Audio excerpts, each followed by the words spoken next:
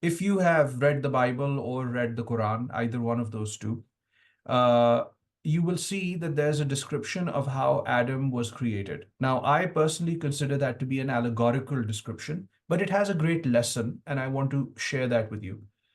And I really thought deeply about this when I was writing The Sentient Machine. The lesson is that, God creates Adam and then breathes life into him, and he comes alive. And of course, Lucifer refuses. All the other angels agree to bow down. But they do ask God, and they say, "Why are you asking us to bow down to something that is made of a substance that is inferior?" Meaning the physical, the soil of that God used for the clay was inferior to the blue fire, the pale blue flame. So God says, "You do not know what I know." And then God says one other thing, which is that I have taught him the names of all things, ism, which is a duality. It's the name and the nature. So, in other words, what God was basically saying in that story, the whole point of that story is that he is superior, that is able to acquire knowledge.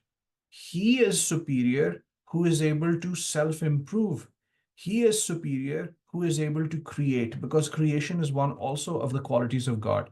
So I don't mean this in a religious sense to you, but this is a human story that is not even uniquely related to Islam. This is a story that goes all the way back to the earlier prophets. So it's been carried in human consciousness for thousands of years. This idea that we can create, and that is actually our finest quality. That was the thing that God said when everybody asked him, "Hey, why these guys?" He said, "Because these guys know the nature of things."